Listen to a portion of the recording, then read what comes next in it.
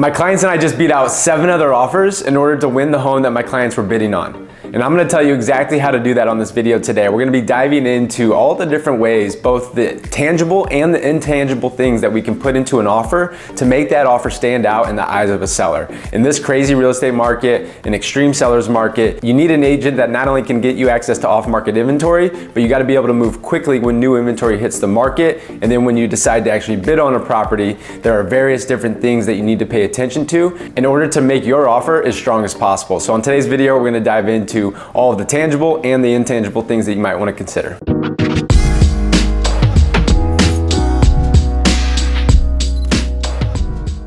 If this is your first time on the channel, welcome. My name is Jordan Pyle. I'm your go-to Chicago realtor. Been selling full-time for the last 8 years, helping buyers, sellers, and investors in the city of Chicago, and would love to help you do the same. If you have any questions about your real estate needs, feel free to reach out down below and schedule a real estate strategy call, or you can text me at 312-805-7074. Text me real estate in all caps, and we can get you connected with somebody that can help you and understand a little bit more about your real estate goals. So without further ado, let's get on into the video. But before doing so, if this is valuable to you, our channel is dedicated to all things Chicago real estate, as well as living and working in Chicago. Please leave us a like on this video, comment down below, and subscribe to this channel so you can catch all of our future videos. All right, so 7 other offers, like I told you, is what we had basically competing with the offer that I was submitting on behalf of my clients for a 3-bedroom, 2.5 bath home in Park Ridge in Chicago. So basically it's a small suburb right outside of the city, about 25 minutes outside of downtown Chicago,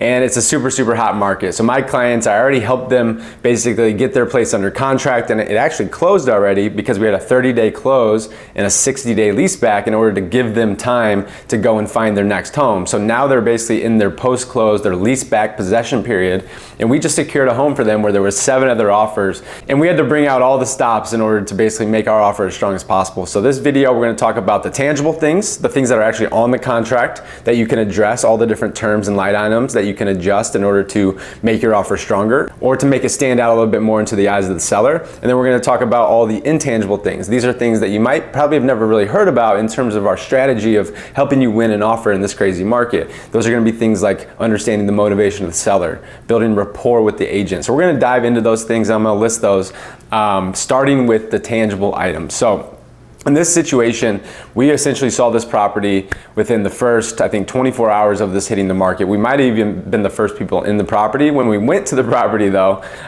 there ended up being about 8 other parties that were there at the same time of us. So little did we know there was actually an open house, and they had about 15 to 20 parties through this property. So we knew it was a hot property. We knew it was gonna go fast. We've been looking at the Park Ridge market, basically just waiting for new inventory to hit the market because there's just not a lot. And this home popped up, and it was a little different from my client. Essentially, it's something that they're gonna have to put some money into in order to add an addition to the home and kind of build it out as needed as their family grows and things like that.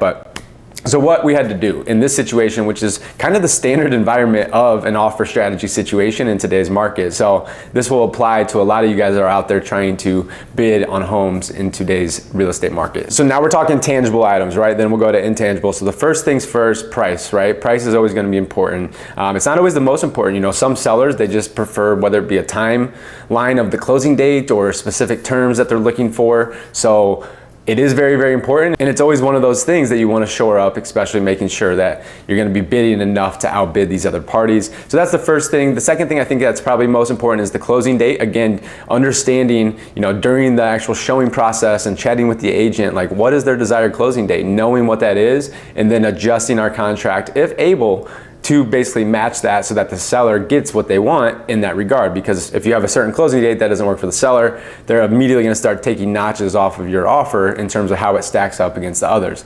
The next thing on the contract is earnest money. So this is kind of one of those things where it doesn't make a huge difference, but if you wanna just add a little bit of extra skin in the game, you can basically increase your initial earnest money. So it's like your good faith estimate that you basically put down, you deposit or wire this to the listing agent's brokerage usually, and that just kind of sits there in a non-interest bearing account until the closing, and then that money flows to the title company, essentially reducing your cost to close or your closing costs. So with that being said, basically you can increase that from $1,000 to $5,000, showing that you're a little bit more serious. I typically recommend that, and then increase it to whatever you want, somewhere between probably 2.5% to 5% of the total purchase price after the attorney review period.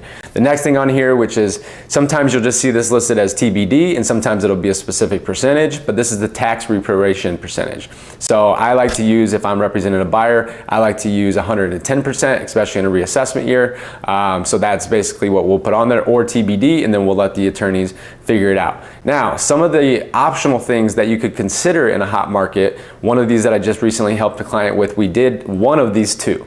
And one of them I do encourage because I know that there's contingencies in place to protect you. The other one I don't often recommend. Sometimes in a specific situation it makes sense, but not usually. And that is number one being basically you have the right to an inspection, but you're not making the contract contingent on it, so you're taking the property as is. So as long as there's no material defects or major health and safety issues, then you're just saying basically like, hey, we're not gonna nickel and dime after we go under contract and ask the seller for a lot of credits for things that we know are old in the home. So that's the first thing. That's the first one, and that's the one that I sometimes will recommend, knowing though, because any material defects or health and safety issues will still protect you even if you take the property as is.